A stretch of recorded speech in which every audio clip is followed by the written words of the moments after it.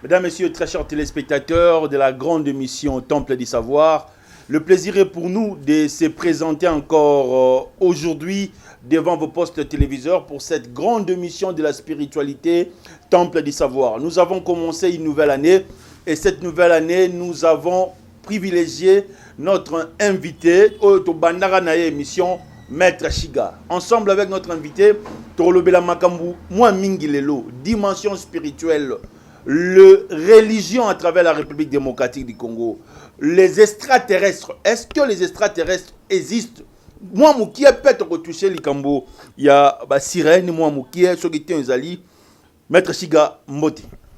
Oui, Mbote, Papa Billy, Mbote na ba téléspectateurs nyonso et puis bonne année na ba tout nyonso. Toi, écoutez pour la première fois à travers cette émission Temple du Savoir. À retenir d'abord Nini par rapport à la présentation. Oui, Maître Chika Zali Molakisi Nakati ya Lingombo Tobengi Pole na Mokili. Na lopoto ezali centre spirituel La Lumière dans le monde. Pourquoi la lumière dans le monde? C'est parce que nous sommes nés pour briller bisonyo soto botama poto ngenga na bongengi wana nde biso toponi ete tozala pole na kati ya mokili. Très bien. Maître Shiga ndi azali invité na biso na pokwa lelo na RO Bogolanda biso à travers les ondes ozolanda biso na Paris, na Bruxelles, na Suisse, na Portugal, na Kinshasa à travers votre chaîne de télévision Ting Télévision. Maître Shiga Yeyo, premier invité na biso l'année 2023. Première question, ndenge nini diable a opéré kana via mutu et quelles sont les méthodes au diable à présenter la vie à mutu pour jouer na facilité? Normalement, merci pour la question. Nako loba boye. Et c'est d'abord toeba Satan azali nani. Et puis rôle ya Satana ezalaka nini. Na mokili tango tata Nzambe asalaki mokili ezali ebeno mabete. Ba premier habitant de la terre ba yebaki penza mabete. Keko banda ko pratiquer mabe ba yebaki yango te. Bande toujours ko pratiquer malamu. Bande ko pratiquer malamu et que ba être humain ba ki pe na monde de vie na bango bande ko vivre. Le être humain on azali ko lobezali batu ya yambo o basalaki. Ezali Adamate ou bazali ko betela biso na kati ya ba église. Mais ezali les habitants de la terre, le premier habitant de la terre. Ba premier habitant de la terre tomba komi ko atteindre évolution na bango na kati ya laboratoire ya Nzambe et Nzambe asalaki déjà mabe pas asalaka déjà malamu mais enseignant qui ba être humain mabete mais enseignant qui bango toujours kaka basala malamu donc ba être humain ba toujours na conscience ya kosala kaka malamu et kokoma na temps ya évolution oyo ba bengi yango temps ya Lucifer topé ya Satana ayesi koyo koya kokoma première locataire ya matière onyonso ya mabenza basalaki. C'est parce que avant Lucifer mabe déjà zalaki mais Lucifer temta bande ko gérer mabe. Nzambe mo bande ko gérer mabe, yemo bande ko gérer malamu. Mais ba créature nyonso oya salaki alaki saki bango kaka ko gérer malamu. Alaki saki bango ko gérer mabete. Alors et ko manaton ya évolution ya conscience ya ba être humain na temps wana et ko sala que Satan a commis ko gérer mabe. Donc ne ba bengaka yango la chute de Lucifer. Tant Satan a désobéir na loi cosmique et puis Lucifer ba eko benganaye na trône céleste. Et Lucifer sikoyo a commis ko gérer eloko to bengi mabe. Tant Lucifer a yo gérer mabe, loi ya mabe ezali nini? Moto nyonso a ko désobéir na loi ya univers o ezali positif pour na batu aeba directement que moto wana a commis na connexion directe na énergie o ezali satanique. Donc mutu na kibo mutu na ye moko tango asili ko sala wana mutu azalaki na capacité ya ko vivre sans pour autant abanda ko sala mabe. Mutu azalaki na capacité ya ko vivre sans pour autant aboma mutu. Mutu azalaki na capacité ya ko vivre sans pour autant asala acte mo barbarie. Alors tango évolution ya mokili komi ko kende. Donc tant évolution komi ko kende, Lucifer a komi ko gérer énergie ya mabe et ko sala ke Lucifer a komi siko ko influencer batu ba kenda rapé ko sala mabe. Ko influencer batu ezali na sens nini? Oyebi no mabe ezali, mais bazali ko pekisa o ke mabe wana ko simba yango te. Alors Lucifer soit comme ko sala ke ko exciter batu, ba ko ma ko sala nini? Ba ko ma ko kende ko toucher voir mabe.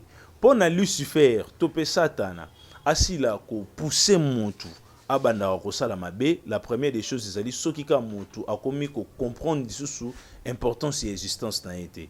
Et soki montu akomi ko désobéir na ba loi ya univers et biloko wana ndeza la ba clé o facilita ke Lucifer a envoûté yo topé ba bwa ke leur sort ya mabe. Très bien. Est-ce que Satan existe? Et puis mission rôle na ezarani.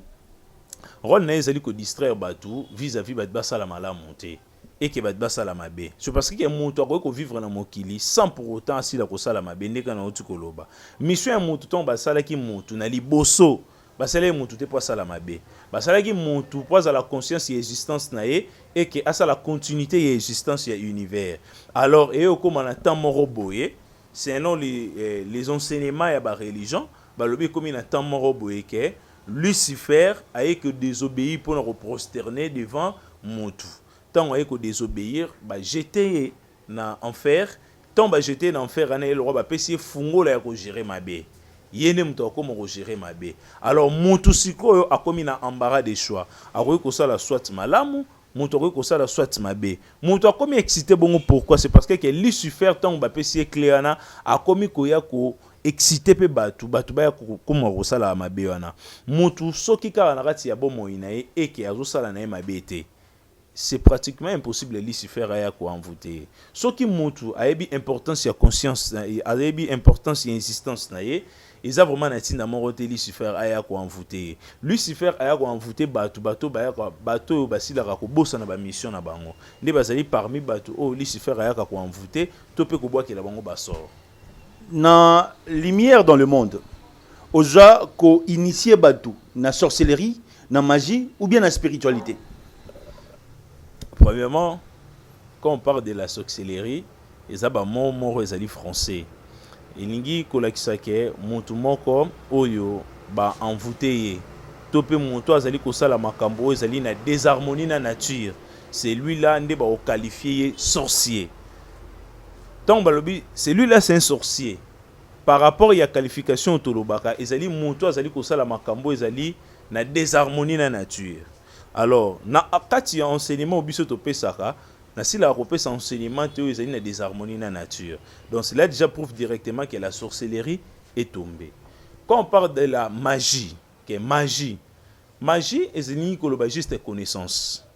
Et puis magie elingi kolakisa ke montu oyo azali na capacité ya ko manipuler ce qu'on appelle les 4 éléments de la nature. Donc montu azali na capacité ya ko manipuler mabele mupepe mai na moto. Là tu retrouver na magie, c'est parce que magie peut aller diviser na ba branche ebele. Naza na posa te na définir magie blanche, magie noire, magie rouge te. Mais nazo le belaka le mot magie. Alors ils ont des sources na magie au babengi yango ya précipitation. Mais moi je parle pas de la magie de la précipitation abracadabra tout consonne manifestation et salemi. Moi je parle de la magie où ils ont magie ya connaissance que monto azali na connaissance ya ba livre. Alors, Wanape ezali très bien. Mais nous sommes dans la spiritualité. C'est parce que la spiritualité est au-delà de la magie. Et elle rôle à franc-maçon, par exemple, Illuminati. Et ce sont des magiciens. Ebika ko manipuler les 4 éléments de la nature. Mais ceux qui montent aux na kati ya spiritualité, ne roye ba ko manipuler ce qui est visible et ce qui est invisible. Donc on a double portion. Il y a monto azali magicien. Donc nous aussi là pour enseigner la spiritualité authentique. Très bien. 089 0060 149 Kenilem vous n'arosenga ozwanga vraiment mobimani na repesa numéro de contact parce que nous sommes en train de travailler et de faire directement la réalisation. Kenilem vous travaillez en cicatrice et monanate. Plus 243 89 0060 149. Nous sommes bel et bien à travers la République démocratique du Congo, Kinshasa. Place aux yeux privilèges Royamba, Maître Shiga. Azali un homme spirituel, na ye tozobeta lisolo ya spiritualité awa na kati émission okolanda biso à travers le monde to bandi boye tozobanda kolanda bango soki ba 18 ans oya na plateau te. Donc spiritualité faut kota na mitu ya bana na biso ya mboka, il faut kota na mitu ya ba papa na biso na ba maman na biso po ete tokolisa grandeur mosusu ya komone na makambo à travers la République démocratique du Congo. Est-ce que ezali mabe ndenge mboka na biso eza état laïque, ndenge tozana islam, tozana ba chrétien, tozana ba franc-maçon, tozana ba bouddhiste? Maître Chika. Normalement otuni mutuna moko ezali malamu esengeli ko yanola yango na bwanya nyonso na banza na ekolo na biso tozali Congo na ebandeli na yango bakoko na biso bayebaki ki laïcité wana te tozali na yango lelo. Bakoko na biso bayebaki yango te. Bakoko na biso bayebaki Nzambe et puis bazalaki na énergie moko bo ezalaki universelle. Alors cette énergie wana ezalaki nini? Po tozali na ba dialecte ebele mais tozali na 4 langues nationales. O ezali Swahili, Chiluba, Lingala na Kinkongo. Elingi kolakisa mboka na biso ezalaki na 4 royaumes. O ezalaki très puissants. En dehors il y a 4 royaumes où ezalaki très puissants, il y avait aussi des petits royaumes où ezalaki. O bande ko dépendre toujours na ba grand royaume.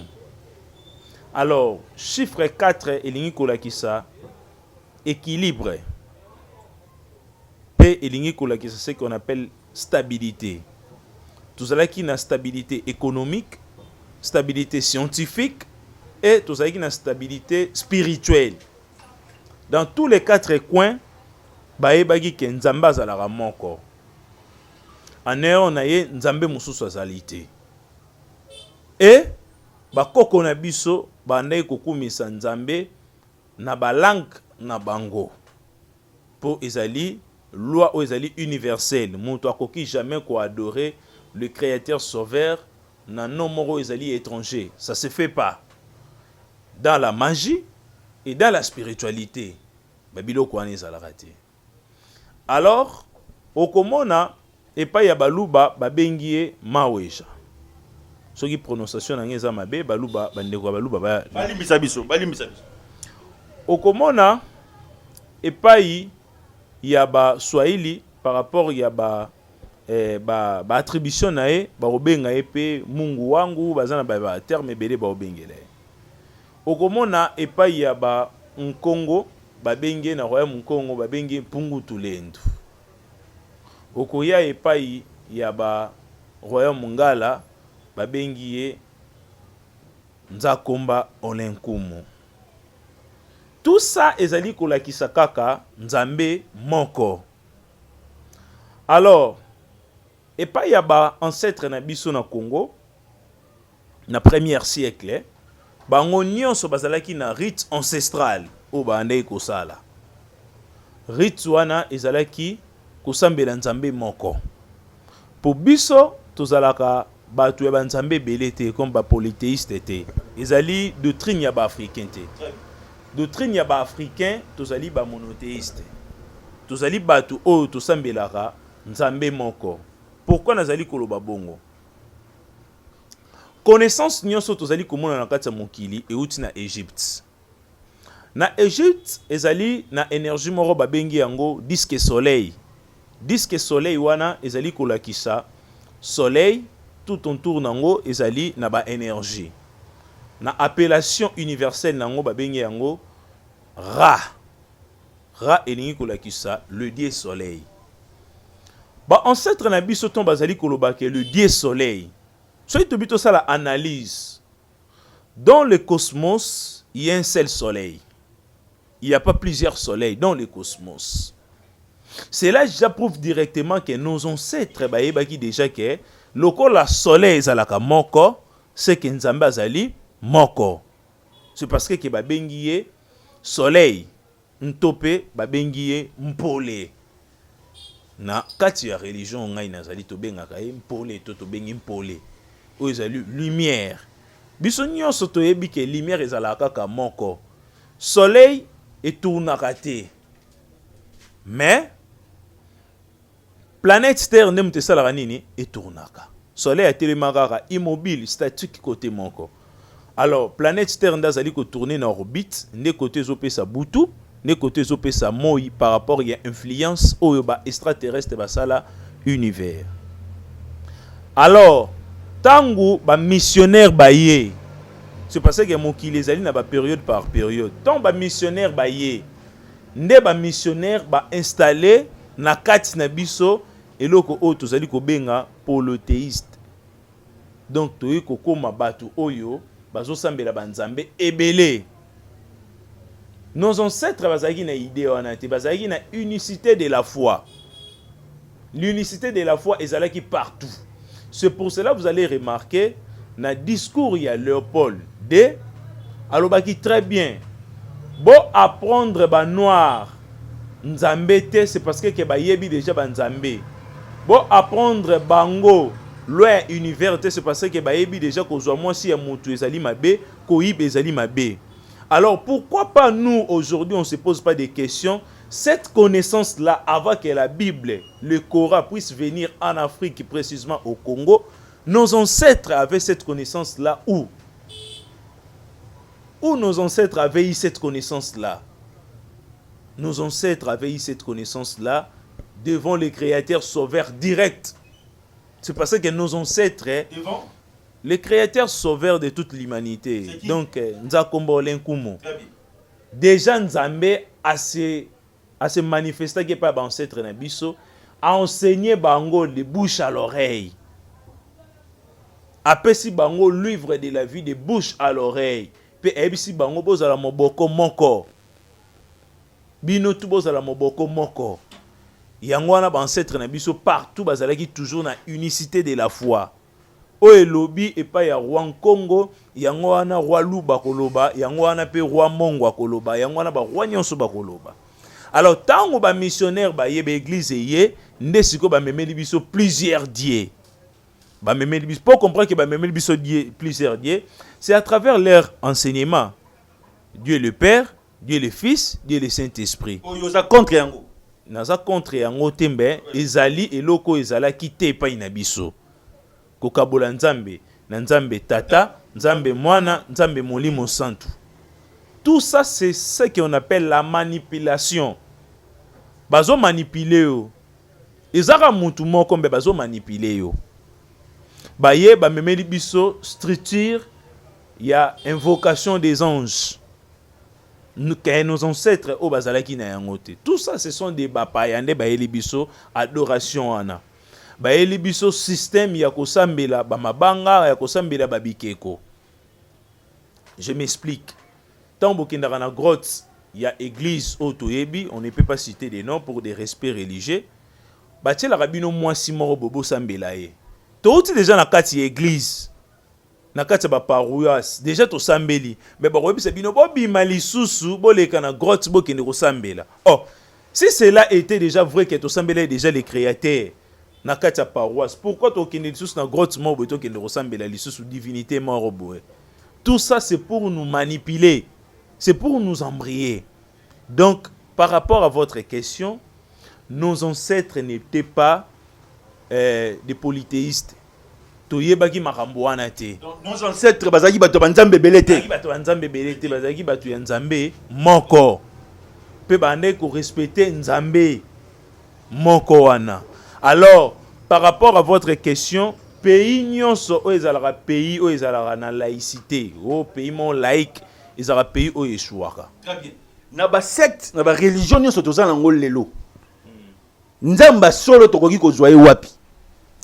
Nzamba solo azali nzambe o ba ancêtre no basambelaki.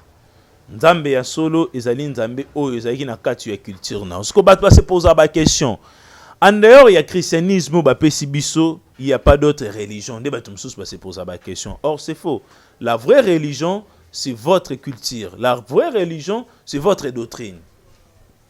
Mutu oyo azali na kati ya doctrine na ye ancestral nde azali moto azali na kati ya bon religion. Ba religion nyonso tozali komona ba yeli biso leur applicabilité ezali mabe. Yango ezali kosala ke to avancer te. C'est parce que chaque religion il faut y apporter énergie moko ezali positif na kati ya nation. To se poser ba question. Depuis christianisme yé na kati ya mboka oyo. Archbishop, pasteur, évêque, ozali kolanda ngai diacre, bokoma na ba titre belé. Boyebisa biso eloko moko kaka oyo christianisme et libiso. Je dis christianisme en général, l'église catholique na kati. Eloko nini ba meme libiso. Zéro sur le plan économique, zéro sur le plan scientifique, zéro sur le plan mental. C'est parce que l'homme a des colonnes vertébrales. Tous les colonnes vertébrales où ils allaient kosala ke corps na yo ezala makasi. Donc comme corps physique ezala makasi. Tous les colonnes vertébrales où mususu ezala ke cerveau ya mutu sur le plan mental ezala solide. Alors tant au ba colonisateur baye babuka ki biso d'abord cerveau na biso. Kobuka cerveau ezali nini? Kobuka colonne vertébrale ya cerveau. Ba hypnotiser biso na ba enseignement o ezali lokuta. C'est parce que chaque religion il fait la nation moko o ekomema. Na religion ancestrale o bakoko na biso ba ndeko sala ba sele biso Congo. Ba sele biso Boatu. Balakisi biso importance ya diamant. Balakisi biso ce qu'on appelle l'agriculture. Donc balakisi biso agriculture ko yeba kolona. Balakisi biso métier traditionnel. Que lelo ozue loko chebo mba swesili. Esi tozobenga on kindoki na christianisme. Lelo na christianisme obenga on kindoki. Ba tozoboya pe coutume. Exactement. Parce que la coutume égale la sorcellerie. Oui. Ndenge bazotani saba na biso. Ba ancêtre na biso na kati ya religion ancestrale balakisi mutu ndenge nini créser akoko trouver diamant na kati ya mine ya diamant to pe ya mine or. Si koto se poser ba question depuis Jésus-Christ ya na mboka o. Bon, pendant qu'il y a ta musika te na joué à 1980 jusqu'à nos jours tout ça en 2023. Qu'est-ce que Jésus-Christ a apporté chez nous? Il a sauvé les âmes, a sauvé les aveugles, a sauvé Amwango Wapi à travers les hommes de Dieu, le pasteur, les évêques. Mais ce qu'il faut voir là qui s'est bisoté depuis 1980, ba homme yango o bango ba sauvé bazali Wapi. Âme a été déjà sauvé. Et ça na mutu moko te ba roé biso que pasteur ou bien archbishop intel a sauvé âme. Non, ça n'existe pas. Ba évêque na ba archbishop bazara na bango ne côté. Tel que bazara na baby très bien que nous sommes là, nous sommes des arnaqueurs spirituels. Tout ça na biso na énergie moko te. Mutu azala sauvé par rapport ya ba fruit o yazo pese pa ya Nzambe. Moni atangane na zabo. Si nazo sambelela yo, ton c'est l'exorcisme. So yo moko olobi ki robonga te. Vraie solution et où t'aurais pas ya mutuye moko. À son intérieur. Donc à son intérieur mutuye moko ndaza solution. C'est parce que mutuye moko azali Nzambe. Yo zo luka Nzambe wapi. Ozali particulier ya Nzambe.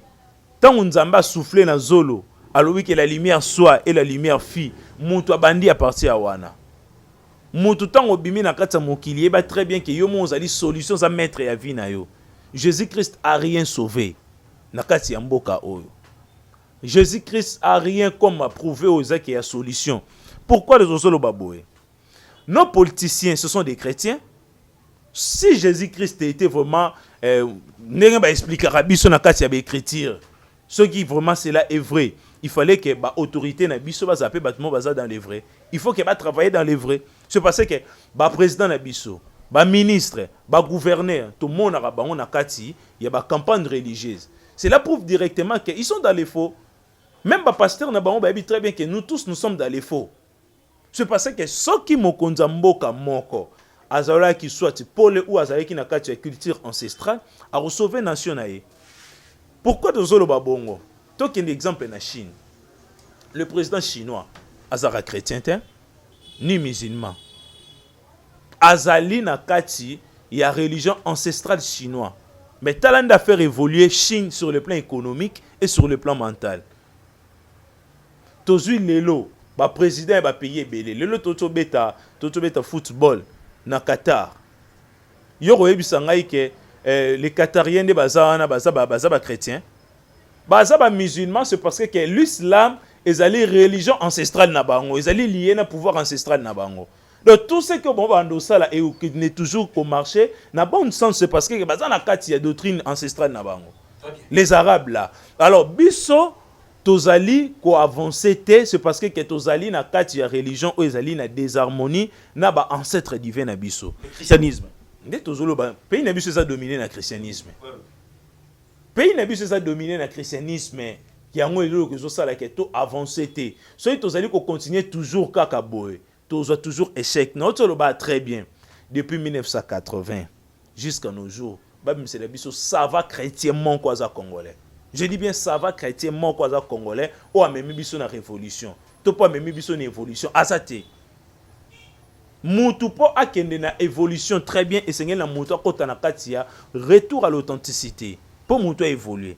Si Mobutu était combattu aussi à quelque part, c'est parce que Mobutu est en lobby, retour à l'authenticité. Les Blancs ont compris que Mobutu Oyo Alinga Sanine a installé le royaume, cet royaume-là est Rosala Makashi. Il faut alors créer des histoires pour nous sanir, pour nous manipuler. Très bien. Mesdames, Messieurs, nous sommes à travers la République démocratique du Congo. Les réalisateurs de l'émission, ils vont nous aider avec le photo. Déjà, nous allons publier les photos sur les réseaux sociaux, YouTube, Facebook. Vous avez besoin de passer dans cette émission au Temple du Savoir. Vous êtes à Conakry, Gabon, Brazzaville, Côte d'Ivoire. Nous sommes là à travers la République démocratique du Congo. Notre numéro est affiché au fouti avion yé torulukelo tel à qui toko yomoko au futa mbongo nayo biso to yamboka en émission au expliquer biso grandeur et spiritualité nayo. Maître Chiga, ndenge nini mutu akoko yeba étoile naye, ange gardien naye, topé chance naye. Na doctrine ancestrale o ngana zali polé tozwaka grandeur topé honneur totika ngo epa le créateur de toutes choses. Nzakomba olenkumu pungutulendu. Toyebi très bien que pungutulendu azali entouré na ba angelou. Azali entouré na banganga na ye. L'être humain azali na facilité à koyeba angelou na ye wazo tambola na ye. Et l'être humain azali na facilité ya koyeba planète nini o azali connecté. C'est parce que biso nyonso ndenge tozali boye tozali connecté na ba monde spirituel. Tel que ngai ni naza boye nazali connecté na soleil. Mutu mususu azali connecté na lune, mutu mususu azali connecté na Mars. Alors na chaque planète ezali na ba entité oyo bazali ko diriger ba planète wana. Et ba ange wana topé ba entité wana bazali ba frère na biso oto ande ko vivre na bango na instance supérieure tant biso to perdre corps de gloire nde to kiti to komi ko vivre bango bazo vivre kuna biso to bengaka bango ba frère nde ba frère wana ba bengaka bango ba ange na ba doctrine mosusu pona koyeba bango il faut muto yeba naissance na yo. C'est parce que chaque date nyonso ezalaka lié na énergie cosmique moko. Ngana botama par exemple le 22 novembre, le 22 novembre signe zodiacal na ngai ezali oyo to bengi yango Scorpion. Scorpion directement ezali ko tindela ngai énergie. Et Scorpion ezali chargé na énergie moko boye et chaque énergie ezali na esprit azana kati. Donc moto ayebi naissance na ye asala effort pe ayeba influence nini ezali na jour ya naissance na nde akoyeba influence nini o azali na yango connecté. Donc soki mutu par exemple abotama na janvier pe ezali na énergie cosmique na yango o ezali na yango initié pour ba makambo wana eza makambo oyo ezali déjà à la portée de tout le monde, même na internet mutu akozwa yango. Soki mutu botama par exemple na janvier oza na facilité ebake signe zodiacal na yo ezali nini. C'est parce que zodiac net ozali koloba ezali ensemble ya banyama. Donc c'est un peu ça. Très bien. 89 00 60 149 au bengi biso directement au côté en direct ou bien aux 8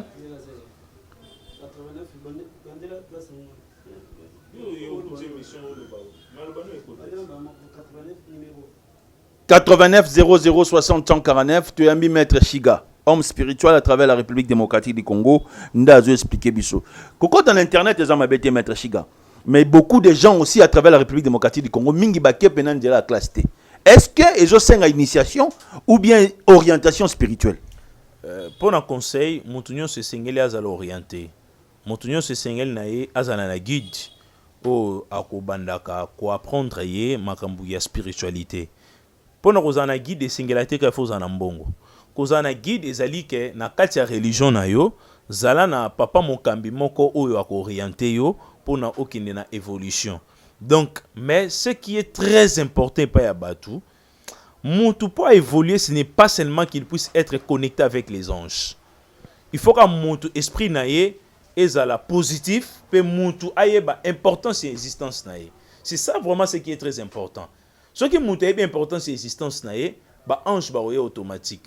Et ce qui Moutou azo sambela le créateur, azo sambela Nzambe mokeli, et Moutou ana directement aille ba très bien que énergie moko eroya ko animé et cette énergie on est vous allez accompagner na ba ange. Donc il est très important na biso ba africain to yeba na ko sambela Nzambe na originalité na ye. To longola na no ba influence mususu yo ba occidentaux ba Nzambe ni esengeli pour na biso ba africain. Mais yoza koloba kimongo. Sambela Nzambe na kimongo. Yozo loba tiluba, sambela Nzambe na tiluba. Nzamba za kana no propriété ndenge ba juif ba yela biso. C'est parce que doctrine ya koyeli batu ke Nzamba za na no propre moko eza ba juif. Nde ba memela batu idéologie wana ke Nzambe kombo na El Shaddai kombo na ye Yahweh tout consonne par rapport ya ko faire valoriser leur langue. Mais en réalité Nzamba za na kombo te. C'est parce que il y a na ba kombo o esuka terrestre, il y a aussi ba kombo o ezali céleste. Très bien. Tozo Kotiana Sika. Bilan d'abord, il y a année 2022 sur le plan spirituel et bilan en année 2023 parce que tout ça une année moko électorale.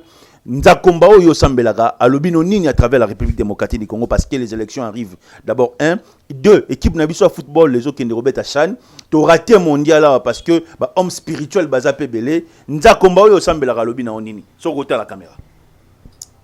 Normalement à ce qui concerne mboka na biso mutu nyonso azalaka na posa mboka ekende malamu. Ezala mutu azali na kati ya opposition, ezala mutu aza na kati ya majorité, mutu aza conscient esengeli na ye azala toujours un esprit positif pour na mboka. À ce qui concerne ndembo, tozosenga ke ndembo na biso ekende malamu.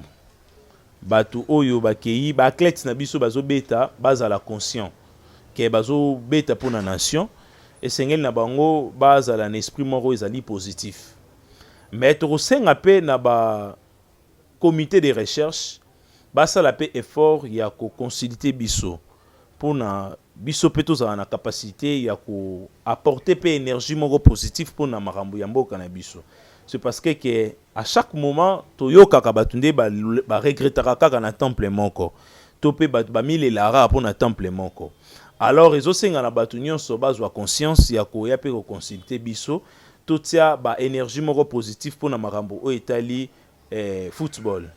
À ce qui concerne élection, nga personnellement na yebi déjà montunini o aroza la président de la République. Nga pas ngoli boso peuple congolais. Nga nazala la rola ba pasteur te ba pesa ka prophétie ya makambo mususu mais prophétie etala mambamboka ebele ba kimara. Bango balinga mingi alali ala mukisa yo ki mama monsongola zobela nda profiter pesi prophétie.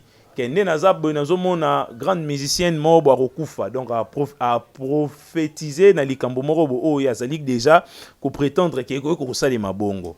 Alors prophétie ebonga ezala acte moko ezali vrai. Alors na banza le 21 février il y a mois prochain na expliquer bino président de la République et puis nous expliquer na pourcentage au arobimana yango. C'est parce que tout a été déjà planifié sur le plan spirituel et sur le plan physique. Donc ezana batu belé bazali komona bazali étonné roeba encore président yango et puis batu belé baza étonné. Ah déjà le 20 février. Le 21 février na les kavoma na betandonio sur Mickey. Na repé sa pourcentage au arobimana yango et puis na repé sa na président arobima. Et puis ezali na ba député belé tozomona et belé bazalelo na élection ezali koya ba échouer. Signification a tenu au lati lelo na temple et puis signification ya chula yo tie liboso émission ngo laksani. Normalement à 100 il aura très bien pour na ko pesa biso odeur ya bien et puis il dégage que ba mauvais esprit azalate et atiraka lisusu ba esprit positif ba ya wana soki o alimé à 100 wana na mental moko ezali positif. Donc c'est ça. Alors teni on a lati ezali pyréma égyptienne. Donc ezali ba signe ezali kolakisa très bien que to komi kozonga na kati ya authenticité na biso. C'est parce que ngai premier ancêtre na biso auta na Égypte et aya kofanda na Équateur. Donc tozo kolakisa batu ke to komi kozonga siko na kati ya originalité na biso même à travers ya bilamba. Mais ezana ba signification très ébélé ozoli komona tenio. C'est parce que ezali teni moko oyo teke batu ba être humain mutu basile ko inventer yango te. Ezali teni oyo ba extraterrestre bande ko bimanango na apparition en Égypte pour nous repérer enseignement et ba ordonnaki que tous les armées égyptiennes donc au bazali na dimension très évoluée balatara elembo oyo nde monaki mais elembo oyo ezali teni pharaonique au ba pharaon bande kolata. C'est parce que chaque couleur oyo nyonso ezali komona ezana influence pe ezali na domination mo ezali kolobela. Donc avant qu'on allumer à 100, il faut un moral positif. Il faut un moral positif au lobeli à 100 pe allumer yango. C'est parce que à ça peut ko allumer yango na moral ezali négatif et qui memeli op énergie négative. Merci maître Chiga.